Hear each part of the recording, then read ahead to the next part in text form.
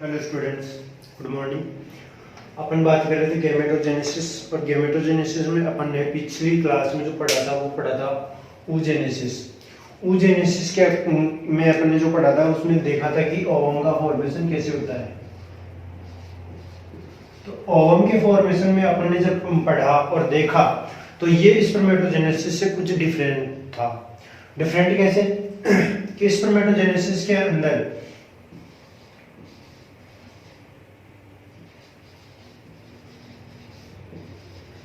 Spermiogenesis होता है, ठीक है। और कब होता है ये? जब स्पर्मेटिड्स या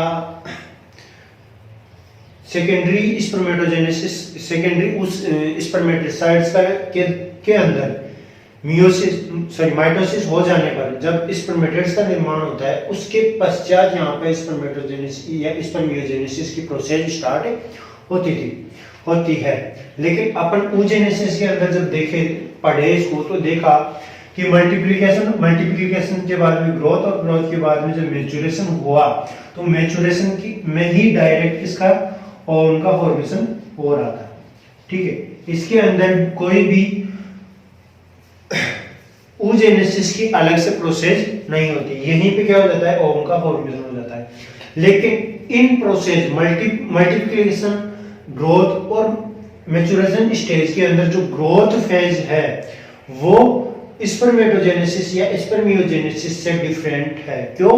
क्योंकि यहाँ पे एक, अब अपन कहते हैं कि जब एम्ब्रियो का फॉर्मेशन होता है तो उसमें मोस्ट इंपोर्टेंट जो रोल प्ले करता है वो कौन करता है? फीमेल गैमेट्स, ठीक है। फीमेल गैमेट्स के अंदर रोल प्ले होता है। तो उसमें एम्ब्रियो को अपन अधिकतर देखते हैं कि जो ओविपेरस एनिमल्स होते हैं वो फीमेल्स के एग में ही उनका क्या होता है, डेवलपमेंट होता है एम्ब्रियो का, ठीक है। तो उनको वहां पे किसकी आवश्यकता होती है? फूड की, ठीक है। फूड की आवश्यकता होती है, इसलिए यहाँ ग्रोथ फेज के अंदर यहाँ पे फूड का फॉर्मेशन भी साथ में होता है। तो ये फूड जो होता है फीमेल के एग के अंदर, तो ये योग के रूप में संचित होता है। किसके रूप में? योग के रूप में संचित होता है। तो इस योग का जो निर्माण होता है तो ये होता है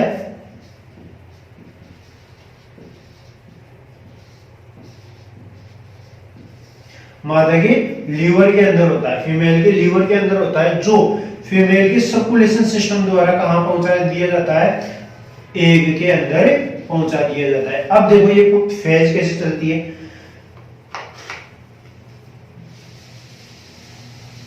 अपन oogenesis की बात करते हैं तो oogenesis के अंदर सबसे पहले क्या होता है? जो oogenesis के अंदर जो फॉलिकल या ट्यूब्स होती है,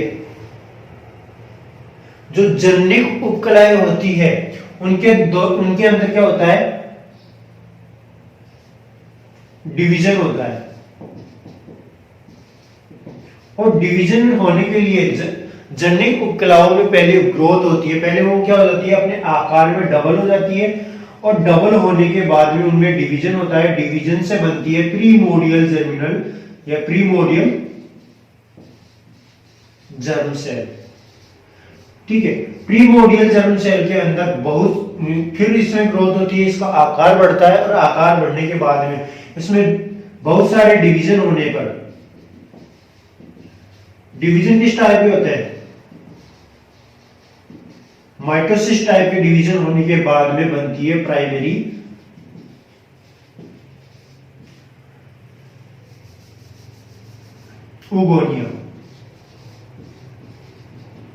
उगोनियम या फिर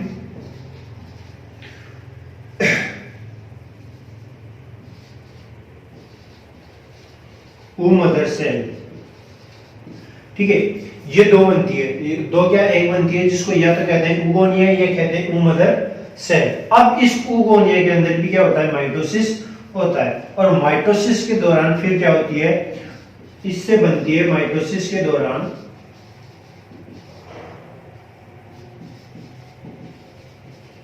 प्राइमरी oocyte, ठीक है। और एक क्या बन रही थी यहां पे?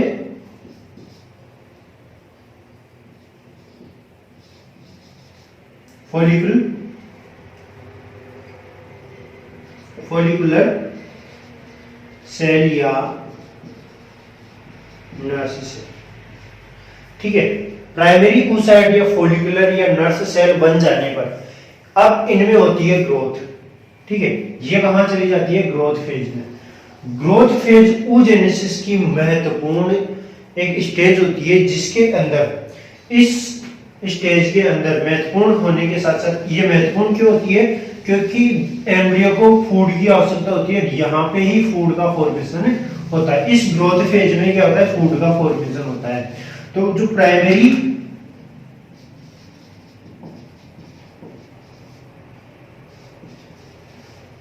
oocyte एंड नर्स सेल, जिन्हें फॉलिकुलर सेल के नाम से भी जाना जाता है। ठीक है, इनके अंदर ग्रोथ होती है और ग्रोथ होने पर यहाँ पे जो इसके अंदर जो होती है वो यहाँ पे अंडाणु जनन कोशिका या प्राइमरी oocyte सेल अपने अंदर खुद स्वयं, प्राइमरी oocyte खुद स्वयं यानी कि सेल्फ क्या करती है? प्रोटीन्स का फॉर्मेशन करती है, synthesis of protein, synthesized of protein. ठीक है,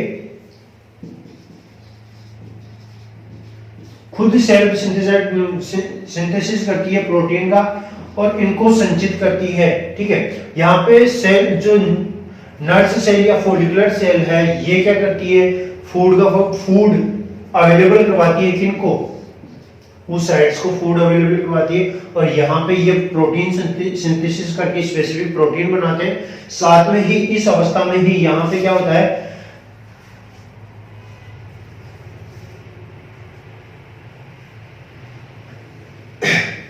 अब नर्स सेल्स है, ये क्या करती है? इन फॉलिकुलर सेल्स को क्या करती है?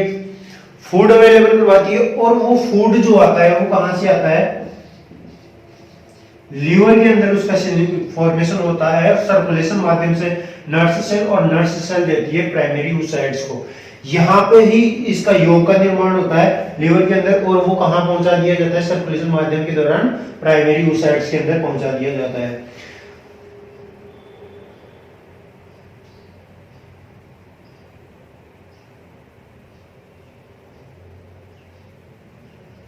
अब देखो, फर्टिलाइजेशन के बाद में जब एम्ब्रियो का डेवलपमेंट होता है तो उसके अंदर फूड की आवश्यकता होती है और अलग अलग सेल्स की आवश्यकता होती है। तो उन सभी सेल्स या प्रोटीन्स या न्यूट्रिटिव एलिमेंट्स का जो निर्माण होता है वो ग्रोथ फेज के अंदर ही होता है। इसीलिए इस ग्रोथ फेज के अंदर जब अंडाणु का फॉर्मेशन होता है तो उसमें कुछ दिनों से लेकर या कुछ सप्ताहों से लेकर कुछ साल भी लग सकते हैं। ठीक है, तो यहाँ पे जो अंडाणुवर्ती अवस्था है या ग्रोथ अवस्था है उसके अंदर बहुत ज्यादा समय लगता है। ये सबसे बड़ी प्रोसेस होती है ग्रोथ फेज की, जिसमें अलग अलग कार्य होते हैं। जिसमें सबसे पहले आता है योग फॉर्मेशन, और योग फॉर्मेशन के अकॉर्डिंग जब मैच्योरेशन स्टेज आती है तो मैच्योरेशन अपन देखते हैं तो जब इनमें अंडाणु जनन या अंडाणुवर्ती फेज जो है वो बहुत समय तक होती है। अपन बात करते हैं एक एग्जांपल लेके, राणा पीपीएस ये राणा पीपीएस का जो अंडाणु ग्रोथ फेज है ये 3 साल में कंप्लीट होती है। फर्स्ट ईयर से लेके 3rd ईयर में कंप्लीट होती है। इतनी लंबी फेज होती है इसकी, जिसके अंदर इसके अंदर जो अंडाणु का निर्माण होता है वो इसके टेडपोल लार्वा में ही हो जाता है। ठीक है, टेडपोल लार्वा में ही एग का निर्माण हो जाता है। अब ये 2 ईयर तक जो एग प्रोड्यूस करते हैं वो एग अनमेच्योर होते हैं। अनमेच्योर क्यों होते हैं? क्योंकि उनकी ग्रोथ फेज कंप्लीट नहीं हो चुकी होती है। ठीक है, वो पहले ही प्रोड्यूस हो जाते हैं। तो मल्टीप्लिकेशन के अंदर तो सबसे पहले क्या बन जाती है? प्राइमरी oocytes का फॉर्मेशन हो जाता है। लेकिन ग्रोथ फेज में फूड डेवलपमेंट के लिए, योग फॉर्मेशन के लिए इसकी फेज अत्यधिक होती है। इसीलिए इनके जो ये फेज अत्यधिक लंबी होने के कारण जब तक ये दो साल तक के फ्रॉग के अंदर जब एग प्रोड्यूस होते हैं तो वो कैसे होते हैं, अनमेच्योर होते हैं, अविकसित होते हैं। और इनकी विकसित दर जो होती है उसका ग्राफ अपन देख सकते हैं कि किस प्रकार से इनमें मैच्योरेशन होता है।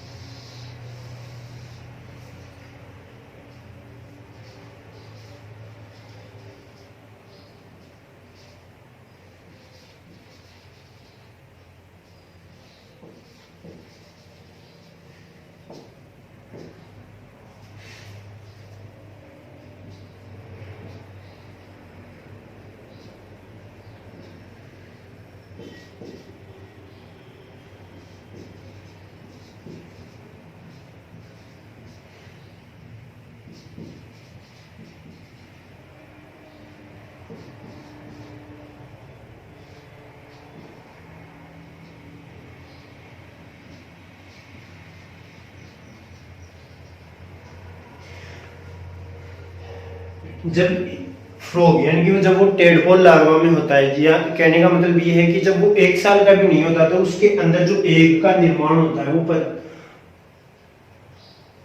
100 म्यू तक का होता है, ठीक है। फिर उसमें डेवलपमेंट होने के साथ साथ वो कितने का हो जाता है, लगभग 250 म्यू का।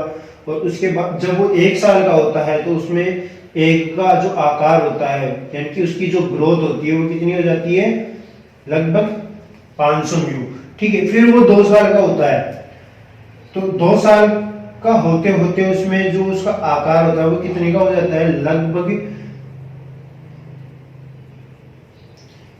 1000 म्यू, ठीक है। फिर वो जब 2 से 3 के बीच में होता है तो कितनी हो जाती है उसकी, लगभग 1500 म्यू।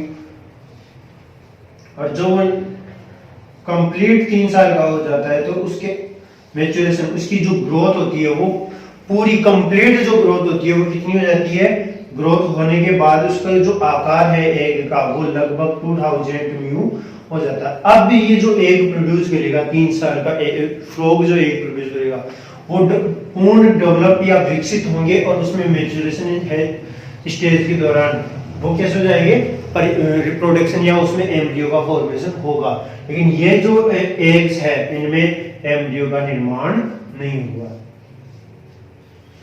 ठीक है। ये इस प्रकार से इसका ग्रोथ चलता है, ग्रोथ ग्राफ चलती है। अब बात करते हैं एक, जैसे कि ये तो किस अपन बात करते हैं फ्रॉग की, लेकिन अपन ऐसे ही एग्जांपल लेते हैं मुर्गी की। तो मुर्गी का जो एग होता है उसके अंड निक्षेपण के 1 से 14 दिन के बाद ही उसमें क्या हो जाती है, एग की ग्रोथ फेज कंप्लीट हो जाती है और मैच्योरेशन स्टेज आ जाती है। ऐसे अपन बात करते हैं ह्यूमंस की। तो ह्यूमंस के अंदर जो होता है उसमें गोनाड के लैंगिक जनन परिपक्वन के बाद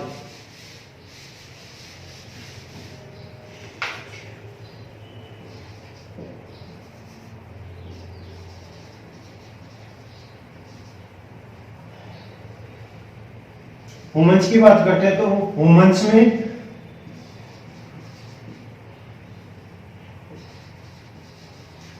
गोनाड्स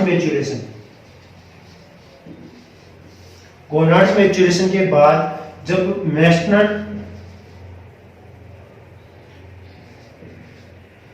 मेस्ट्रस साइकिल होती है,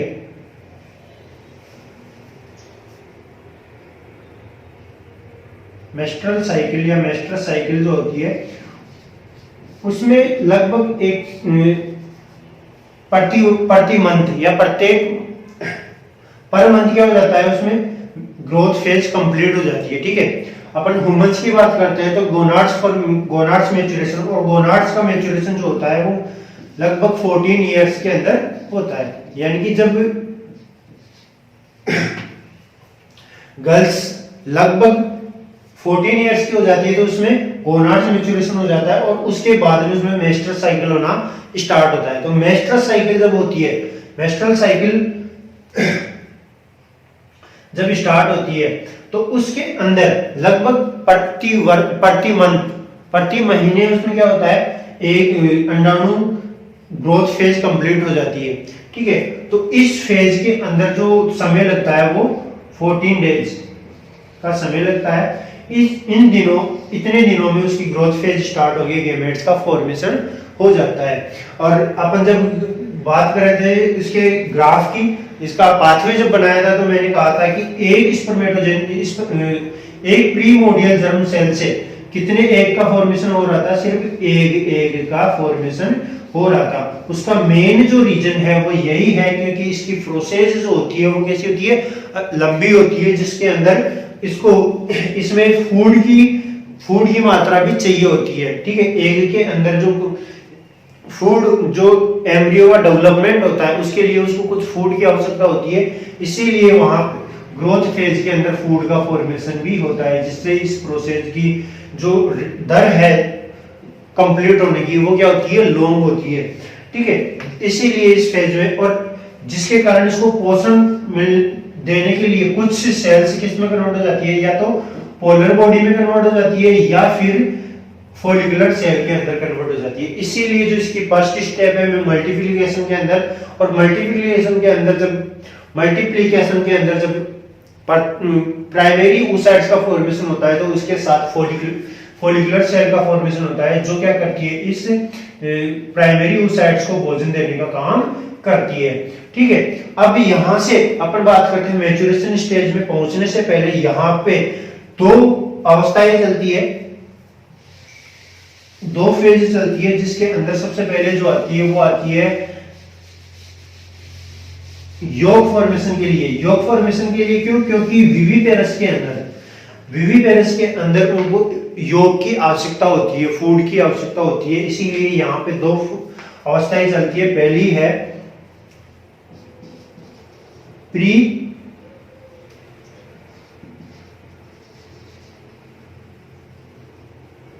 वाइटेलोजेनेसिस,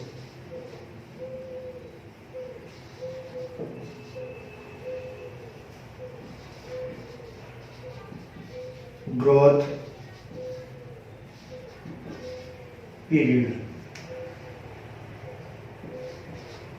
ठीक है, इस फेज में क्या होता है? जो प्री वाइटेलोजेनेसिस ग्रोथ पीरियड के अंदर क्या होता है? जो न्यूक्लियस होता है, जिसके अंदर आनुवांशिक सूचनाएं जो होती है, क्रोमोसोम्स जो होते हैं, RNA, DNA, protein, nucleic acid, nucleotides, proteins जो होती है, उनके आकार में क्या होती है? सीधा सीधा अपन कहें तो सेल, जो गैमेट्स का न्यूक्लियस है, उसके आकार में क्या होती है? वृद्धि होती है।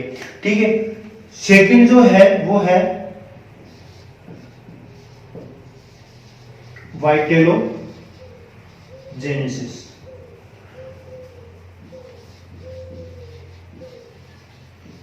Growth period. इस वाइटेलोजेनेसिस ग्रोथ पीरियड में होता है योग का निर्माण, फॉर्मेशन ऑफ योग।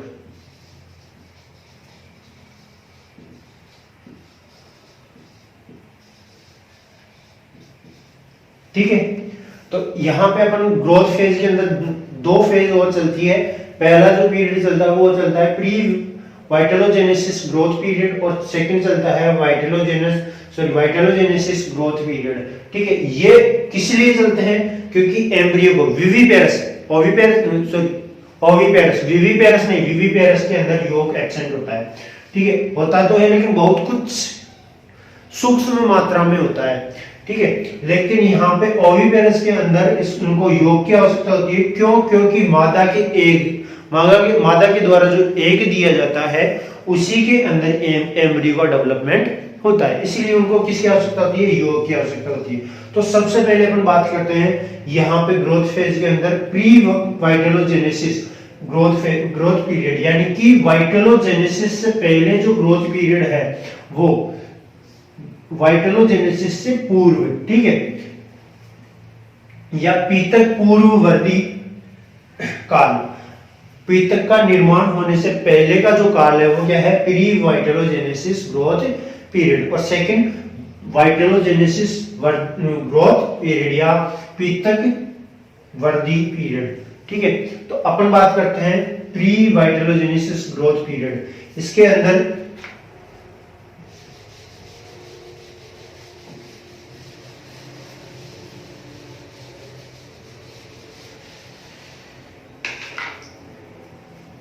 प्री वाइटलोजेनेसिस ग्रोथ फेज के अंदर क्या होता है कि योग के फॉर्मेशन से पहले इसके केंद्र के आकार में क्या होती है, वृद्धि होती है, अत्यधिक बढ़ोतरी होती है, जबकि इस अवधि में पीतक का संश्लेषण एवं संचय नहीं होता।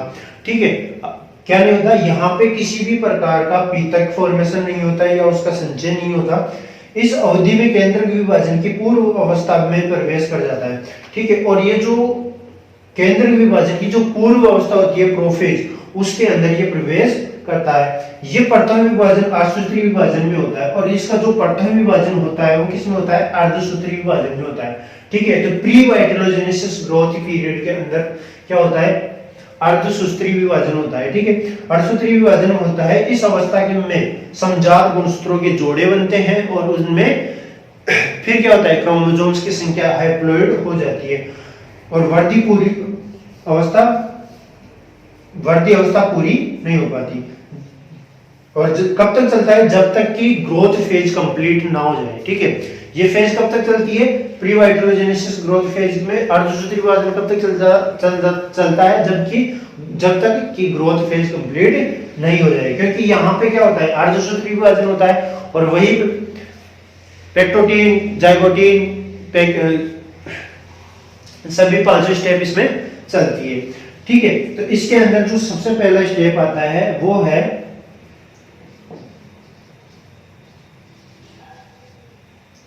Increase in number of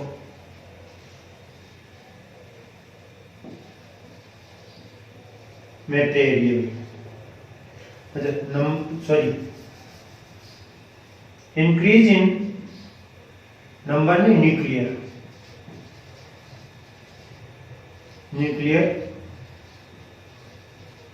material.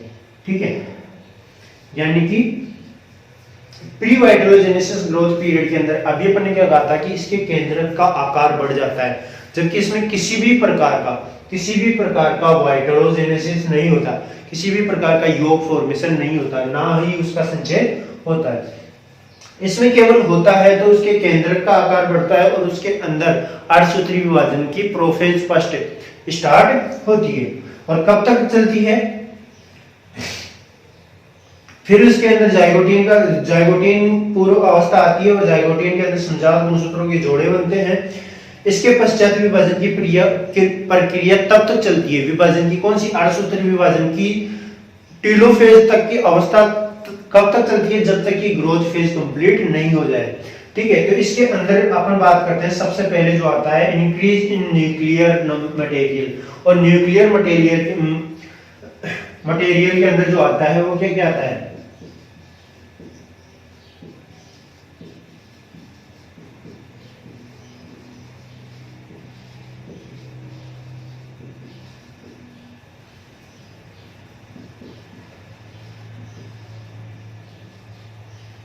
ये सभी किसमें आते हैं, न्यूक्लियस के अंदर आते हैं, जनरली एमआरएनए।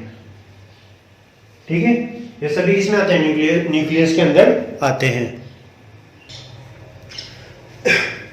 ठीक है, तो ये जो इनमें मटेरियल इंफॉर्मेशन, जो न्यूक्लियर मटेरियल का जो इंक्रीज होना होता है वो क्या होता है कि इसके लिए यहाँ पे न्यूक्लियस शेप के कारण ये सब होता है।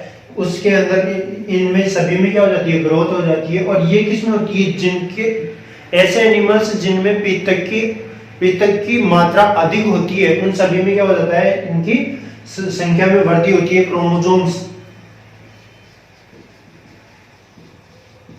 क्रोमोसोम्स के आकार में वृद्धि हो जाती है।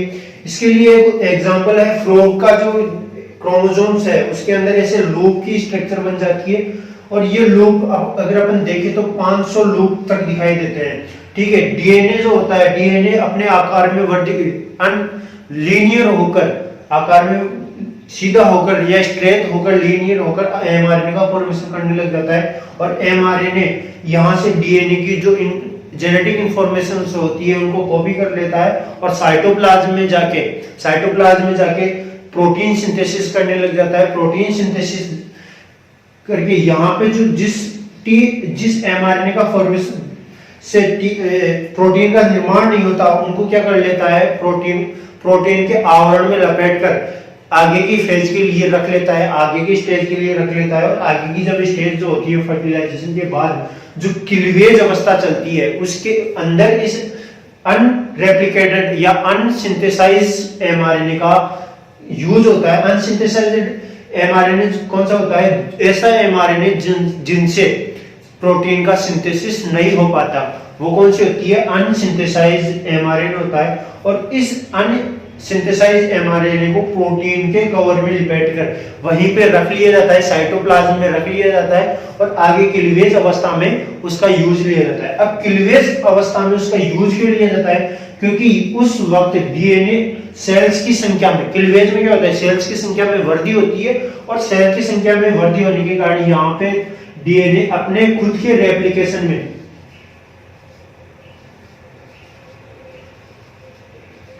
में व्यस्त हो जाता है, जिसके कारण वहां पे एमआरएनए का फॉर्मेशन नहीं हो पाता। एमआरएनए की फॉर्मेशन नहीं होने के कारण जो पहले से यहाँ पे ग्रोथ फेज के अंदर जो एमआरएनए रखा था, अनसिंथेसाइज्ड एमआरएनए जो था जिससे प्रोटीन का फॉर्मेशन नहीं हुआ था, उस वहां पे वो क्या करता है? एमआरएनए का फॉर्मेशन के साथ साथ, खुद के निर्माण के साथ साथ वहां पे क्या करता है? टीआरएनए और आरआरएनए का निर्माण करता है। ठीक है, यहाँ पे इसके अलावा जो होता है, यानी कि इस एमआरएनए को जब प्रोटीन के अंदर, प्रोटीन कवर के अंदर रखकर सेव रखा जाता है, तो इसको कहा जाता है इन्फॉर्मोसोम।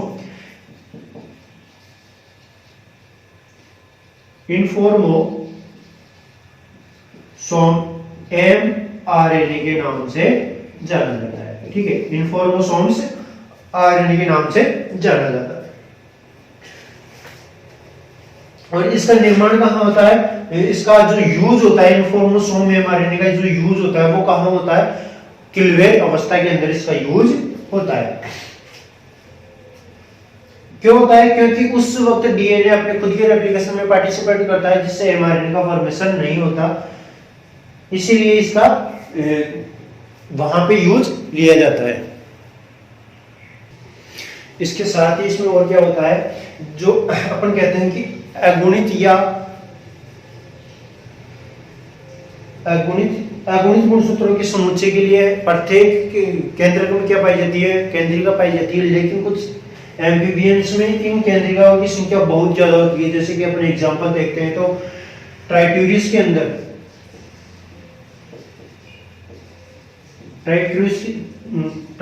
के अंदर जो केंद्रिका या न्यूक्लियोलस की जो संख्या होती है वो 600 होती है। ऐसे ही साइरेडोन के अंदर अगर देखते हैं तो लगभग ये 1000 की समथिंग होती है। और जीनोपस लेविस के अंदर अपन देखते हैं, जीनोपस लेविस के अंदर देखते हैं तो इनकी संख्या 1200 की समथिंग होती है। इस प्रकार से इनकी संख्याओं में जो न्यूक्लियोलस होती है उनकी संख्याओं में क्या होती है? अधिक वृद्धि हो जाती है। और साथ ही यहाँ पे जो टीआरएनए होता है उसके उनके निर्माण में भी वृद्धि हो जाती है। साथ ही साथ इसमें जीन, जो क्रोमोसोम्स के अंदर जो जीन्स होते हैं उनकी जीनों की संख्या में भी क्या हो जाती है? वृद्धि हो जाती है। और बिना अर्धसूत्रीय विभाजन या माइटोसिस अर्धसूत्रीय विभाजन या समसूत्रीय विभाजन के अलग के कारण या बिना किसी माइटोसिस के द्वारा ही जीनों की संख्या में वृद्धि हो जाती है, तो वो क्या कहलाता है? जीन एम्प्लीफिकेशन कहलाता है। जीन एम्प्लीफिकेशन कहलाता है। यानी कि बिना किसी सेल डिवीजन के ही जीनों की संख्या में वृद्धि होना क्या कहलाता है? जीन एम्प्लीफिकेशन कहलाता है। ठीक है, ये तो हो गया यहां तक अपना कि इंक्रीज इन न्यूक्लियर मटेरियल। ठीक है, इसमें क्या होता है कि जो न्यूक्लियस के अंदर जो भी केंद्र के अंदर जो भी मटेरियल पाए जाते हैं उनकी संख्या में क्या हो जाती है? वृद्धि हो जाती है। जैसे कि DNA, mRNA, nucleic acid, proteins cytoplasm में होती है। ठीक है, तो यहाँ क्या होता है? पहले डीएनए क्या करता है? ट्रांसक्रिप्शन करता है, ट्रांसक्रिप्शन से एमआरएनए बनाता है, एमआरएनए साइटोप्लाज्म में जाके प्रोटीन सिंथेसिस करता है। और प्रोटीन सिंथेसिस, जिस एमआरएनए का प्रोटीन सिंथेसिस नहीं होता उसको क्या कर लिया जाता है? प्रोटीन के लेयर के अंदर लपेट कर वहां पे इन्फॉर्मोसोम के रूप में रख लिया जाता है, जो क्लीवेज फेज में वहां पे काम में आता है, ठीक है। अब इसके साथ ही अगुणित गुणसूत्रों के समुच्चय के लिए एक केंद्रक में, प्रत्येक केंद्रक में क्या पाया जाता है, न्यूक्लियोलस पाई जाती है। लेकिन न्यूक्लियोलस कई एम्फीबियंस में उनकी संख्या अधिक होती है और उनके, अब बात कर रहे हैं अपन न्यूक्लियर मटेरियल्स का इंक्रीज होने की, तो वहां पे न्यूक्लियोलस की भी क्या हो जाती है, संख्या में वृद्धि हो जाती है, जिससे क्रोमोसोम्स की संख्या में के आकार में वृद्धि होती है, क्रोमोसोम्स की लंबाई बढ़ जाती है और वहां पे जीन्स की संख्या में क्या हो जाती है, वृद्धि हो जाती है, जो जीन एम्प्लीफिकेशन कहलाता है। इसके साथ ही वहां पे टीआरएनए का सिंथेसिस हो जाता है, जो आरआरएनए का फॉर्मेशन हो जाता है और आरआरएनए का फॉर्मेशन हो जाने के कारण ये प्रोटीन सिंथेसिस में पार्टिसिपेट करता है। कब? जब क्लीवेज अवस्थाएं चल रही होती है। अब इसकी सेकंड फेज आती है, प्री वाइटलोजेनेसिस की सेकंड जो फेज है वो है B, growth of cytoplasm substance, ठीक है। इसके अंदर जो ग्रोथ होती है वो कैसे होती है,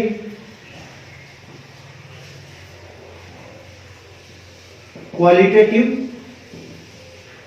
एंड क्वांटिटेटिव।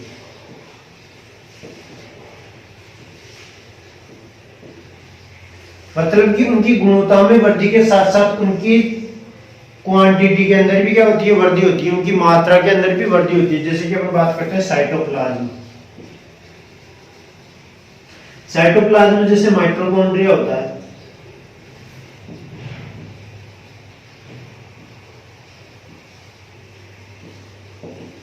तो माइटोकॉन्ड्रिया के अंदर क्या होता है, उनके समूह बन जाते हैं, माइटोकॉन्ड्रिया के समूह बन जाते हैं, जो क्लाउड ऑफ माइटोकॉन्ड्रिया कहलाता है, जो cloud of mitochondria, clouds of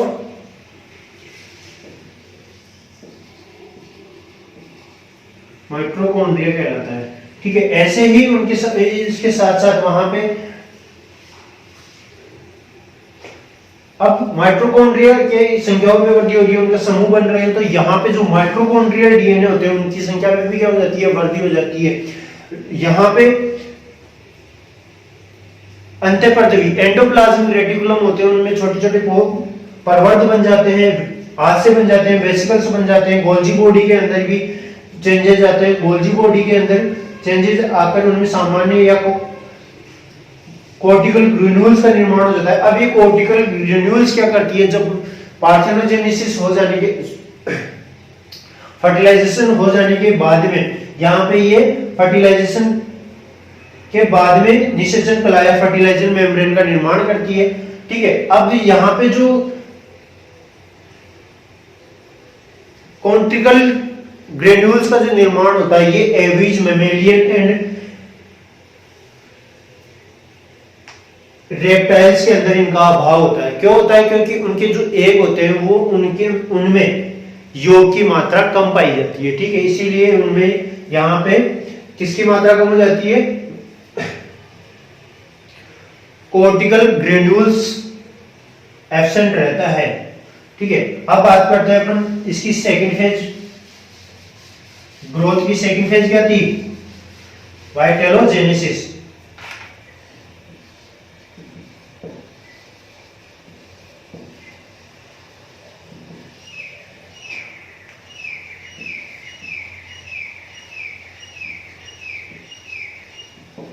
वाइटेलोजेनेसिस के अंदर मोस्ट इंपोर्टेंट जो होता है वो होता है योग फॉर्मेशन,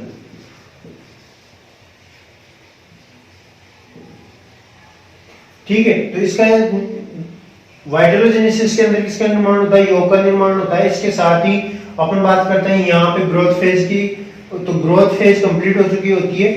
फिर इसमें अलग अलग तरीके से योग का फॉर्मेशन होता है, जिसे फिजियोकेमिकल नेचुरल ऑफ ग्रोथ, तो ग्रोथ फॉर्म के यहाँ पे योग फॉर्मेशन के लिए अलग अलग स्टेप्स चलती है, वो अलग अलग स्टेप्स जो इनकी बात करते हैं, तो सबसे पहले आती है भौतिक रासायनिक प्रकृति के बेस पे योग का निर्माण। ठीक है, तो जो योग है उसका किस प्रकार से भौतिक, उसकी भौतिकी या कार्यकी जो होती है वो किस प्रकार की होती है, भौतिकी रासायनिक प्रकृति कैसी होती है। तो सबसे पहले अपन बात करते हैं उसके फिजियोकेमिकल नेचर की। फिजियोकेमिकल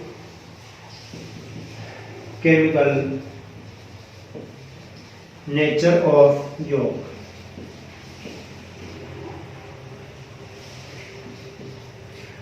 देखिए, वाइटलोजेनेसिस ग्रोथ पीरियड के अंदर क्या होता है, योग का फॉर्मेशन होता है। अब योग का फॉर्मेशन जो होता है वो अभी अपन बात कर रहे थे कि किस प्रकार से होता है, उसके अंदर सबसे ज्यादा क्या होती है, तो उसके अंदर योग के अंदर सबसे ज्यादा क्या होता है, लिपिड्स होती है और कुछ मात्रा में प्रोटीन्स होती है। ठीक है, अब बात करते हैं यहाँ पे इसके केमिकल कंपोजिशन की और उसके भौतिकी की, उसके नेचर कैसा होता है। तो फिजियोकेमिकल नेचर उस योग का कैसा होता है उसकी अपन बात करते हैं यहाँ पे। ठीक है, फिर जो आएगी वो आएगा उसके बाद में आएगा वाइटलोजेनेसिस की। वाइटलोजेनेसिस के अंदर किस प्रकार से योग का फॉर्मेशन होता है। तो अपन जब पढ़ रहे थे प्री वाइटलोजेनेसिस ग्रोथ पीरियड के अंदर, तो अपन ने देखा था कि किस प्रकार से इसके अंदर क्रोमोसोम्स का लूप्स तैयार होते हैं। तो यहाँ पे है इसको, ये जो पार्ट है वो है क्रोमोसोम्स एक्सिस।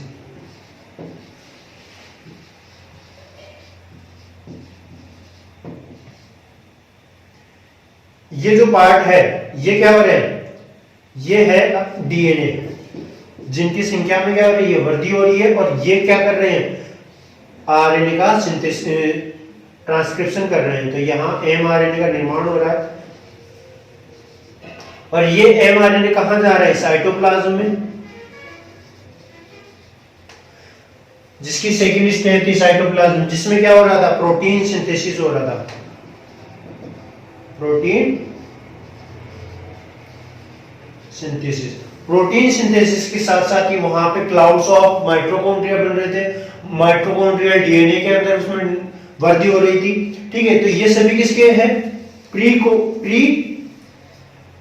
वाइटलोजेनेसिस growth period. अब अपन बात करते हैं योग फॉर्मेशन की। तो इसकी जो बात करेंगे अपन नेक्स्ट क्लास में बात करेंगे। ठीक है, कि किस प्रकार से योग का निर्माण होता है और योग के निर्माण के अंदर इसकी फिजियोलॉजी कैसी होती है और केमिकल कंपोजिशन कैसा होता है, इसमें कौन कौन से केमिकल्स या जैव रसायन पदार्थ पाए जाते हैं, जैसे कि न्यूक्लिक एसिड होता है, सॉरी न्यूक्लिक नहीं, एमिनो एसिड,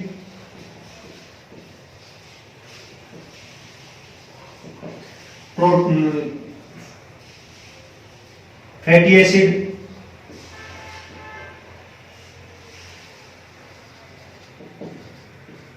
और कौन कौन से न्यूट्रिटिव एलिमेंट इसमें पाए जाते हैं, वो अपन जो बात करेंगे वो नेक्स्ट क्लास में बात करेंगे। ठीक है, और इसके नेक्स्ट क्लास में लगभग अपना गैमेटोजेनेसिस कंप्लीट हो चुका होगा, फिर कुछ पार्ट बचेगा जो अपन नेक्स्ट क्लास में पढ़ेंगे। ठीक है, अभी अपन ने जो पढ़ा है वो प्री वाइटलोजेनेसिस कंप्लीट किया है, जिसके अंदर एक फेज बची हुई है वाइटलोजेनेसिस या ग्रोथ पीरियड अभी बचा हुआ है, फिर उसके बाद में मैच्योरेशन स्टेज आएगी इसकी। ठीक है।